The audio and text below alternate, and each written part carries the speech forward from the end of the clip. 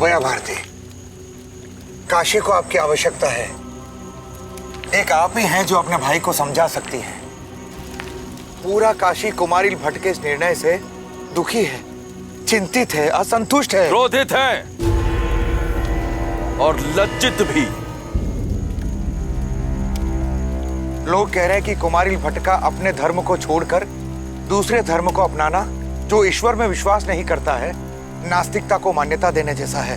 लोग ये भी पूछ रहे हैं कि वेदों की अर्चना करने वाले महान विद्वान कुमारिल भट्ट उस बौद्ध धर्म को कैसे अपना सकते हैं जिसकी नींव ही वेदों का विरोध करने के लिए रखी गई थी।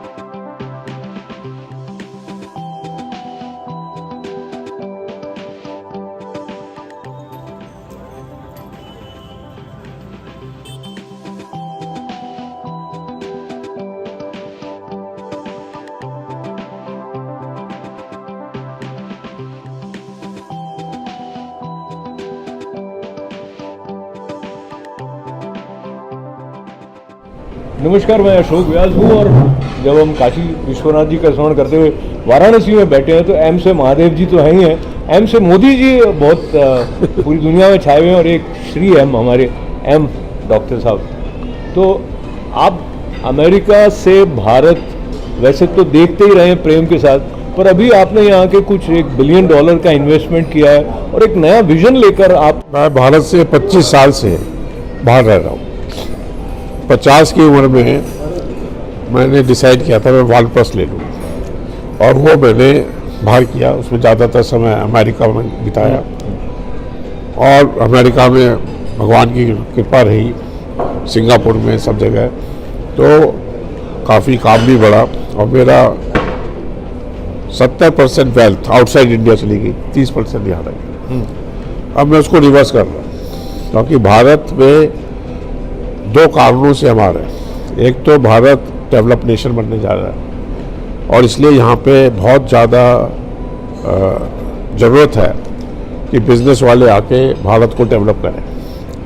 तो गवर्नमेंट तो अपनी तरफ से काम कर रही है, सड़कें बन रही हैं, एयरपोर्ट बन रहे हैं और रेलवे स्टेशन बन रहे हैं, बट जो डेवलपमेंट का काम है, शहर बनाने हैं, स्मार्ट सिटीज़ बननी हैं, नई टेक्नोलॉजी लानी है, वो सब काम हमेशा प्राइवेट सेक्टर करता है और अमेरिका में सब हो चुका है। America is a develop country, तो अमेरिका की टेक्नोलॉजी लेके यदि आप भारत आते हैं तो सक्सेस गारंटीड है। परंतु उससे ज़्यादा हर आदमी को ये सोचना है वो मरना कहाँ चाहता है, where you are going to die. यदि आप अमेरिका में रहे तो फिर टू लेट हो जाएगा। तो कोई ऐसी उम्र होनी चाहिए कि आप अपनी डेथ की भी तैयारी करें और हम लोग नेक्स्ट लाइफ पे भी बिलीव करते हैं। मैं ऐसे इंटरप्ट कर रहा हूँ, ऐसे करने की बात नहीं थी, but I think this is a brave man जो कि विजनरी भी हैं और वो जो मृत्यु के क्षण को देखकर नहीं घबराने वाले लोग होते हैं वो जीवन में बहुत कुछ कर पाते हैं। तो ये वाला जो भाव खास करके यहाँ पे काशी आते ही कई बार लोग हैं कि एक स्थान भी है यहाँ पे। तो आपने मैंने ये निर्णय ले लिया है कि मैं भेष बदलकर बहुत भिक्षुओं के बीच रहूंगा, नालंदा में। इस बार मैं उनका ज्ञान प्राप्त करूं ताकि मैं ये अच्छी तरह समझ सकूं कि वैदिक धर्म की, अपने वेदों की रक्षा करने का जो प्रण मैंने लिया है उसे पूरा करने के लिए मुझे क्या करना है।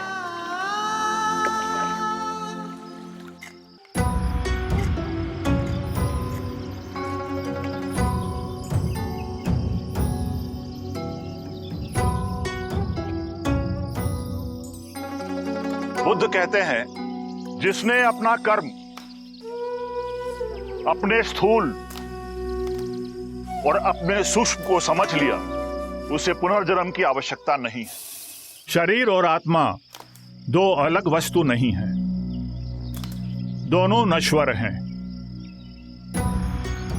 आप सब मेरे साथ मिल के बोलिए, जीवन एक है, शरीर एक है, आत्मा का अस्तित्व हमें स्वीकार नहीं है।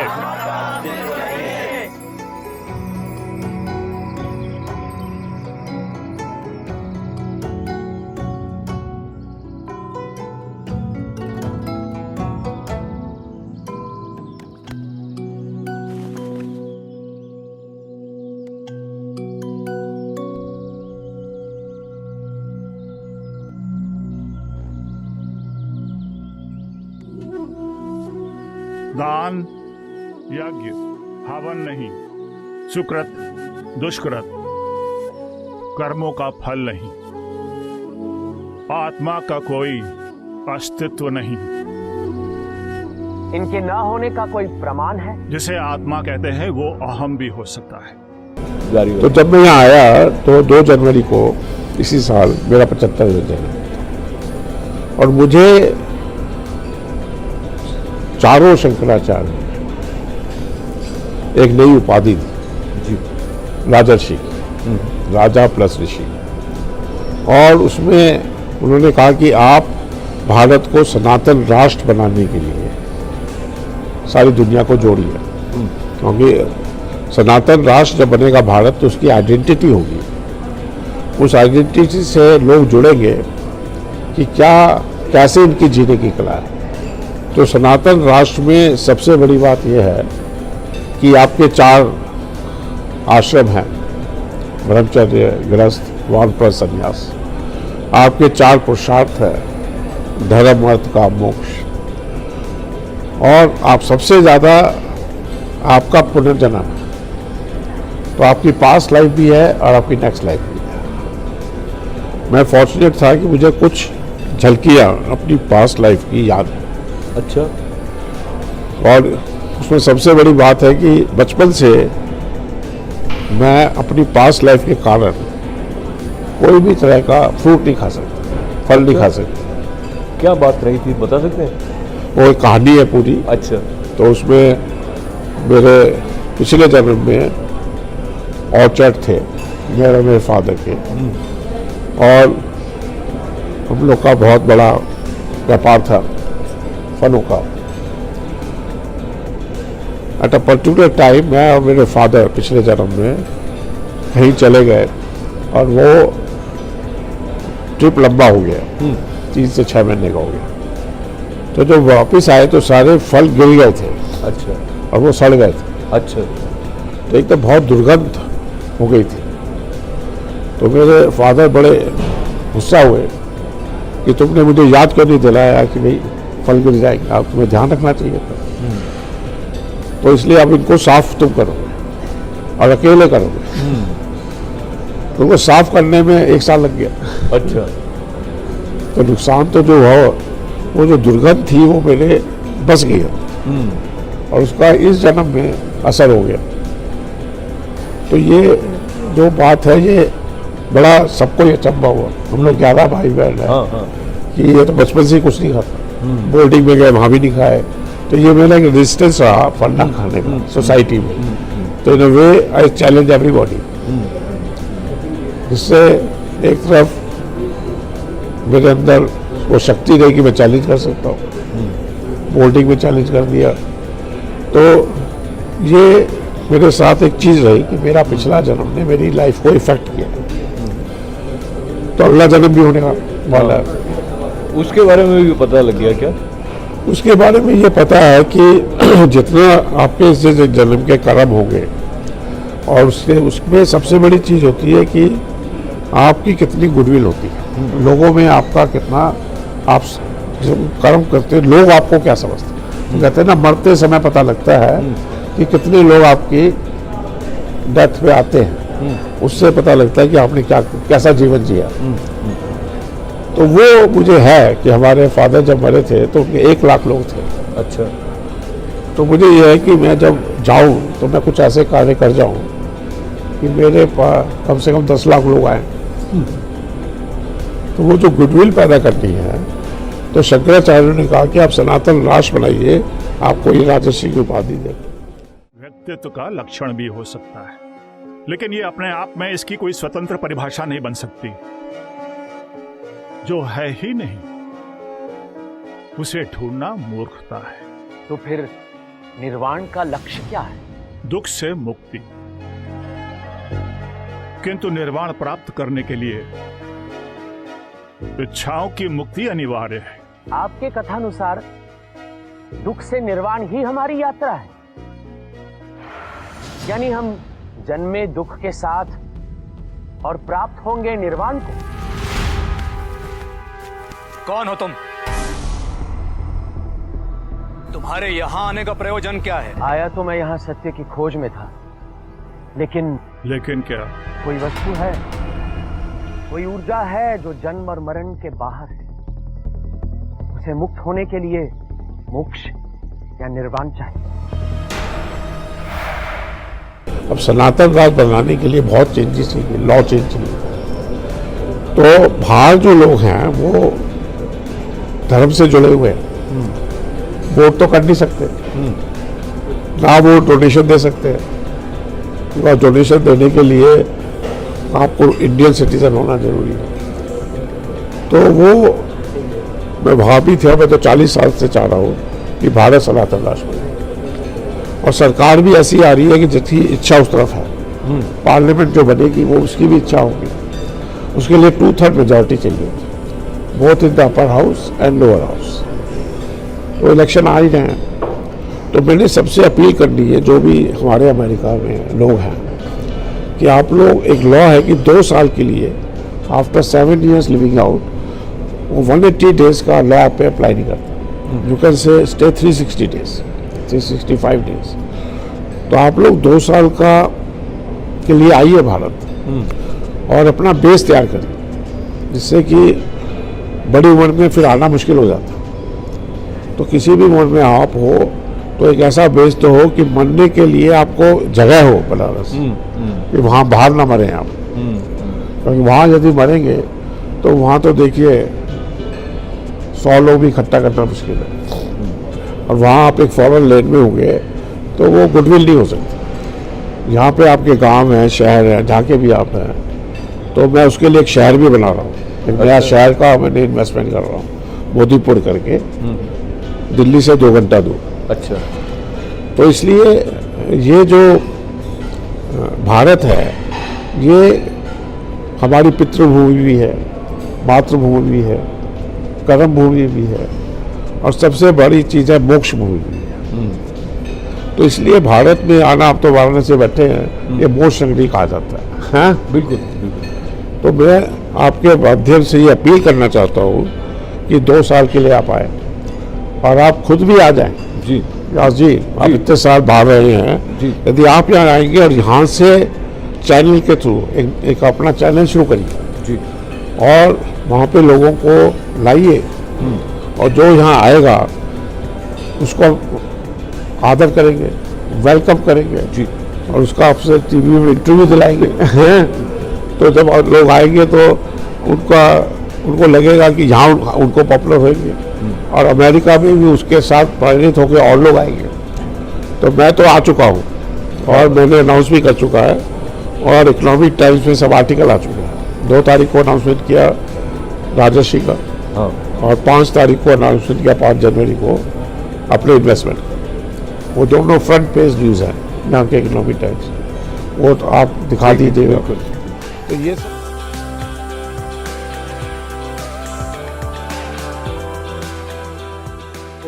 माहौल बन रहा है। आप जो मिल गए आज, हाँ, ये कैसा वो भी ऐसा संयोग है कि आप यदि मेरे साथ जुड़ गए तो अपने तो 10,000, 20,000, 50,000 लोग ले आएंगे।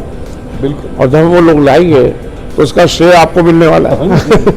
क्योंकि आपका जो वो है, आपकी जो गुडविल है वो रियल है। यदि आप कहेंगे कि ये लॉ है और ऐसे आप आ सकते हैं, और उनको आप स्पेस देंगे, इंटरव्यू करेंगे, तो एक बहुत बड़ा कार्यक्रम हो सकता है आपके द्वारा। तो मैं अब एक तो अपना सौभाग्य की सराहना कर रहा हूँ, एक तो हमारे आनंद जी के नाम से जो है आनंद,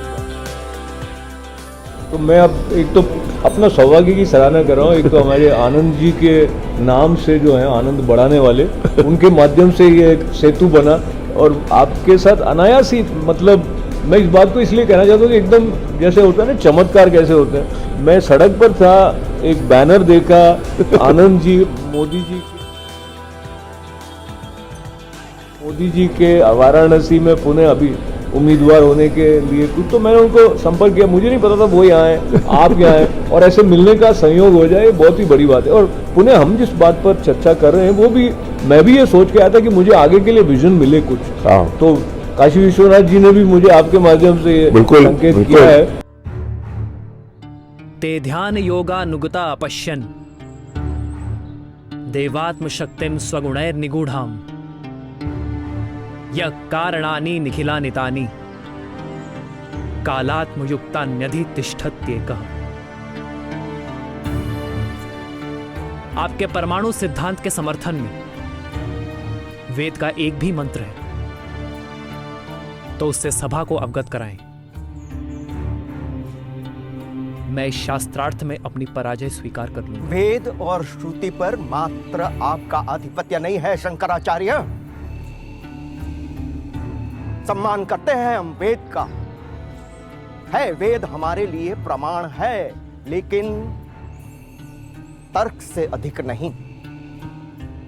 तर्क और तार्किक दोनों की बुद्धि सीमित है। चलिए मान ले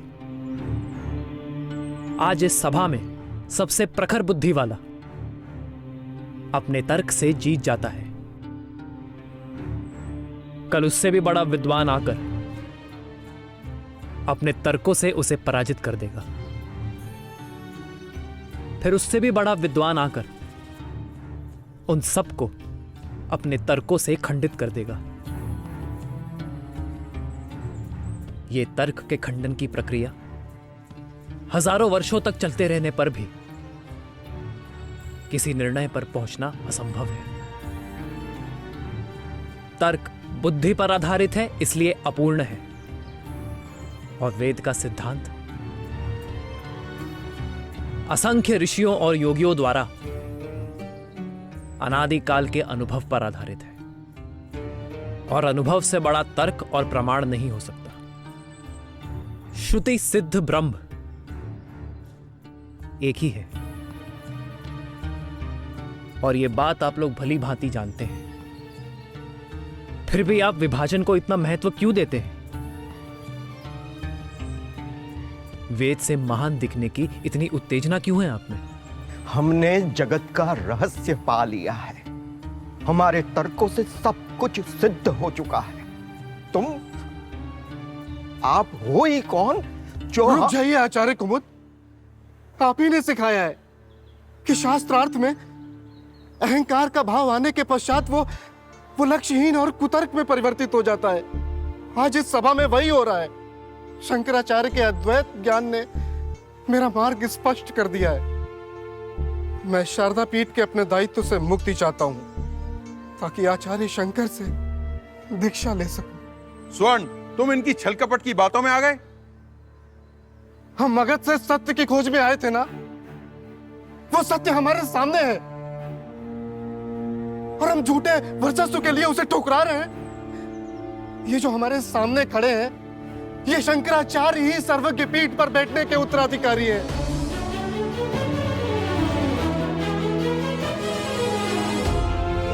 ललामां कपालां लसद्गान लोलां स्वभक्ते कपालां यशश्री कपोलां करे त्वक्षमालां कनत्प्रत्नलोलां भजे शारदाम्बां अजस्त्रं मदम्बाम्।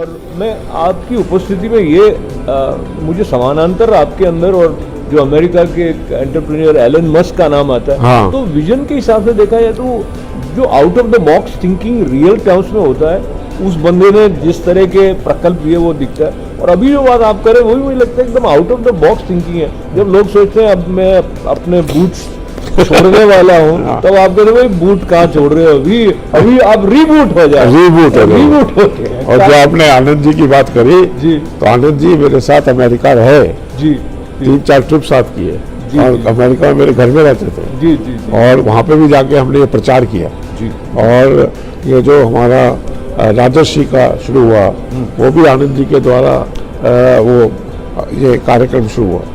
पहले एक शंकराचार्य ने दिया, फिर चारों ने दिया, क्या बात, और मुझे एक वो भी दिया, धर्मदंड भी दिया, अच्छा, और उसके साथ एक सिंहासन भी दिया। क्या बात। तो वो चर्चा अलग होगी। आज जो चर्चा है वो वाराणसी में बैठ के ये बड़ा संयोग है कि जो हमारा विजन है आपके द्वारा मैं सब लोगों तक पहुंचा रहा हूँ, स्पेशली अमेरिका में। जी, मैं चाहता हूँ कि अमेरिका से बड़ी मात्रा में, मेरे मन में कम से कम 10,000 का नंबर तो है ही, जो भारत आए और जो ये भारत में बदलाव आ रहा है, इलेक्शन भी आ रहा है, बदलाव भी आ रहा है, इस बदलाव से अपने को जोड़े जी, और भारत को अमेरिका से उत्तीर्ण बनाने में अमेरिकन भारतीयों की जरूरत पड़ेगी। तभी भारत दुनिया का सबसे नंबर 1 देश बनेगा, और देश नहीं राष्ट्र बनेगा। और भारत इतना बड़ा है तो सनातन राष्ट्र बने, दुनिया में नंबर 1 बने। उसी विजन से हम लोग सब आए और जो भी हमारा एक्सपीरियंस है, जो भी हमारे पास स्ट्रेंथ है, जो हमारे रिसोर्सेज हैं, उनको यहाँ लगाएं। अमेरिका में इतने होटल वाले हैं जो कि सारे अमेरिका में होटल्स हैं। मैं तो इंडस्ट्री में नहीं हूँ, फिर भी मैं 4 होटल यहाँ बना रहा हूँ। क्या बात, इतनी डिमांड है यहाँ पे होटल इंडस्ट्री की। तो दिल्ली है, मोदीपुर जहाँ मेरा शहर है, द्वारका है, और भी जगह मेरे पास प्रपोजल्स हैं। तो इसलिए इतना स्कोप है भारत, जब आओगे तो अपने आप दिख जाएगा। तो फिलहाल हमें दिखाई दिए हैं मोदी जी मोदीपुर राजश्री की उपाधि प्राप्त होने के बाद भी वो एक विनम्रता और एक सहजता जो उनके साथ आत्मीयता को लेकर है, वो भी हमें आनंदित करती है। तो आनंद की बात को लेते हुए जो एक प्रारूप आपने देखा है, जो विजन आपका है, धीरे धीरे और भी लोग आंदोलित होंगे और आएंगे। और मैं आपके साथ इस बातचीत को विराम करने से पहले इस बात को याद करना चाहता हूँ, जब कोई आशा से भरा हुआ होता है ना, तो हमें प्रफुल्लित भी करता है और आगे का जब दिख रहा होता है कि कुछ करना, और वो आशा मुझे लगता है एक पूंजी है जो आप उदारता से हम तक इस बातचीत के माध्यम से भी पहुंचा रहे हैं। आपका स्वास्थ्य अच्छा रहे और जो आपने सपना देखा है, और मैं समझता हूँ वो सिर्फ भारत तक सीमित नहीं है, वो पूरे विश्व की शांति के साथ भी संबंध रखता है। इसलिए भी माँ की कृपा से, काशी विश्वनाथ जी की कृपा से वो। मैं आपसे एक अंतिम बात ये भी कहना चाहूँगा कि जो भारत की आज़ादी हुई, तो जो उस समय के लीडर थे आज़ादी के, वो सब वही थे जो यूके से पढ़ के आए थे, जो समझते थे कि ब्रिटिशर्स जो कंट्रोल कर रहे हैं वो क्या होंगे। तो जब अमेरिका से लोग आएंगे और अमेरिका से हमें आगे बढ़ना है, तो बिना अमेरिका से एक्सपीरियंस के लोग यहाँ आए बिना भारत को डेवलप नेशन बनाना बहुत मुश्किल है। तो उनके सहयोग से ही भारत डेवलप नेशन बन सकता है, क्योंकि खाली भारतीय लोग जिन्होंने कभी डेवलप नेशन में रहे ही नहीं, अंडरस्टैंडिंग नहीं है, वो कैसे बनाएंगे जिसको ज्ञान ही नहीं है। अब जब हम शहर बनाते हैं, जब हम इन्वेस्टमेंट कर रहे हैं, तो उसको इस हिसाब से कर रहे हैं कि अमेरिका से हिसाब से उससे भी बढ़िया बने, नया बनेगा। तो इसलिए ज़रूरत है कि जो लोग होटल इंडस्ट्री से जुड़े हुए हैं, जो लोग आईटी से जुड़े हुए हैं, जो लोग आपके मेडिकल से जुड़े हुए हैं, जो लोग अदर बिजनेस से जुड़े हुए हैं, वो अपने सारे resources including money, experience, connection, अपने साथ और इन्वेस्टर्स भी लाएंगे। सब लेके यदि भारत में आते हैं तो भारत का जो पूर्ण रूप है वो सामने आएगा, और फिर भारत को ना कोई सनातन राष्ट्र बनने से रोक सकता है, ना कोई विश्व का सबसे बड़ा और सबसे डेवलप नेशन बनने से कोई रोक सकता है। क्या बात है। तो बस एक शब्द को मैं ऐसे दोहरा रहा हूँ, जो FDI की बात हम करते हैं, फॉरेन डायरेक्ट इन्वेस्टमेंट, तो जैसे आप बात कर रहे थे वो फुलफिलमेंट, डायरेक्ट इंक्लूजन अभी इंडिया वाली सबसे आ रही है। तो एक बार फिर से मंगल कामनाएं, प्रणाम आपको। नमस्कार राजशी जी, नमस्कार आपको।